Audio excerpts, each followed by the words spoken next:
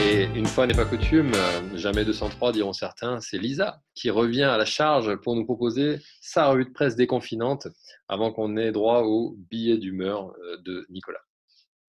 Tout à fait. Petite revue de presse déconfinante pour finir cette soirée. Alors tout d'abord, je tiens à dire que cette revue de presse, c'est une idée très largement inspirée de la revue de presse qui a été initiée par mon excellent collègue Arthur Batou, sociologue avec moi à l'université Paris 13. Il a lancé cette revue de presse hebdomadaire depuis le début du confinement. Et depuis 4 semaines, notre filière de sciences sanitaires et sociales sélectionne collectivement chaque semaine des lectures, des podcasts, des films, toujours en interdisciplinarité, pour mieux comprendre l'épidémie, la crise sanitaire et ses conséquences sociales. Alors, les numéros complets de cette revue de presse de la fin du monde sont disponibles en téléchargement. On vous mettra le lien sur le site de notre laboratoire, l'IRIS. Alors ce soir, je vous propose une petite sélection de ce qu'on avait déjà présélectionné dans ces 4 premiers numéros depuis le début du confinement. Et j'espère que cette petite sélection vous permettra d'aborder la semaine avec d'autres points de vue sur la situation actuelle. Alors, des thèmes différents dans des matières de sciences humaines et sociales différentes et différents supports, vous allez le voir. Alors, tout d'abord, géographie. Géographie. Le site de cartographie Carto Numérique se penche de façon extrêmement détaillée sur la façon dont l'épidémie a été mise en carte.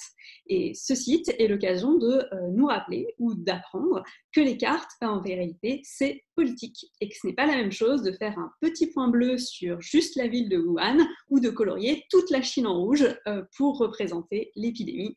Comme d'habitude, les liens au-dessus ou en dessous de la vidéo. Sociologie, ensuite. Pierre-André Juvin, Frédéric Pérus et Fanny Vincent ont publié en 2019, c'est d'actualité, un ouvrage intitulé La casse du siècle, qui dessine un portrait très sévère des politiques de santé de ces dernières années, notamment dans le milieu hospitalier, et qui nous apprend peut-être des petites choses sur les situations dans lesquelles on se trouve actuellement. Le livre que vous pouvez acheter une fois que vous serez déconfiné auprès de votre libraire de quartier est en attendant disponible gratuitement en ligne sur le lien qu'on vous indiquera également dans la vidéo. Alors sur un thème similaire, sur la question de la vie hospitalière, vous pouvez également voir en ligne le reportage de Marie-Astrid Leteul, qui est un reportage qui dure une cinquantaine de minutes environ, qui s'appelle Le prix de la vie et qui est disponible gratuitement sur YouTube.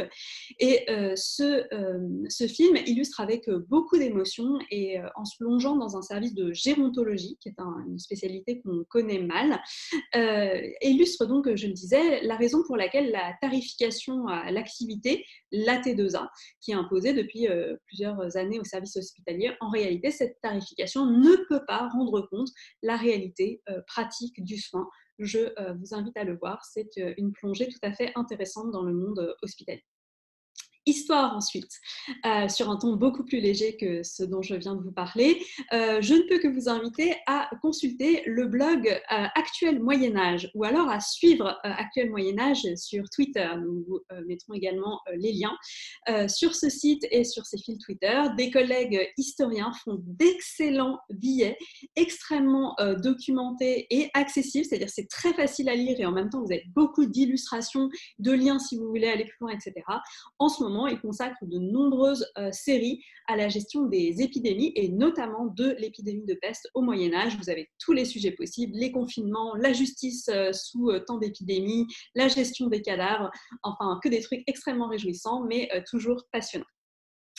Économie ensuite. Le dernier numéro d'Alternative économique est presque entièrement consacré à la crise sanitaire, ses conséquences économiques et ses conséquences sociales, et aussi à la question de la politique économique de l'après.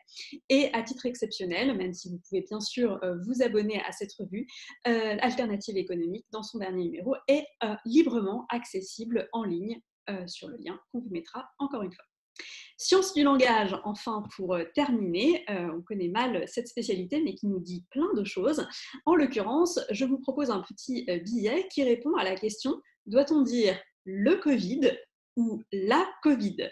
Et vous verrez que la France et le Québec n'ont pas la même position sur la question, une occasion, encore une fois, d'aborder toute la diversité de la francophonie. Et d'ailleurs, sur un thème totalement similaire, mais alors pour le coup, totalement hors sujet. Je vous incite à aller lire un article passionnant d'Isabelle Guénin qui s'appelle La baleine à mauvais genre et qui est consacré entièrement à la traduction, ou plutôt au changement de traduction de l'ouvrage Moby Dick d'Herman Melville. Moby Dick, une baleine ou un cachalot? La réponse, vous le verrez, peut tout changer. Et enfin, pour finir, et sur un autre ton, et pour le coup pas dans le champ d'une spécialité de sciences humaines ou sociales particulières, mais de façon générale, dans le champ de la presse, à entendre sans modération la série documentaire LSD, la série documentaire sur France Culture, qui avait, il y a quelques mois, consacré 4 épisodes à l'histoire des virus, Zika, la question de la vaccination contre la rougeole, Ebola, le VIH, etc. Donc, on vous met le lien encore une fois. De façon générale, je vous recommande vraiment cette série sur France Culture, la série documentaire, qui consacre chaque semaine plusieurs émissions à un même thème, ce qui permet d'approfondir énormément un même thème tout en écoutant des petits bouts si on veut. C'est des épisodes qui font 45 minutes à peu près, parfois moins. Parmi les thèmes récents que je vous recommande particulièrement, l'accès à l'IVG, en lien avec ma chronique un peu plus haut, la parole des hommes auteurs de violences conjugales. On a également parlé de violences conjugales dans cette soirée. On entend peu les hommes auteurs, et pourtant il est important sans doute d'entendre cette parole socialement, avec bien sûr l'écho de la parole des victimes. Et enfin, et peut-être pour aborder cette semaine avec beaucoup de positif, une émission entièrement consacrée à LSD sur la déconstruction du mythe de l'amour romantique. Belle lecture et belles écoutes durant cette semaine.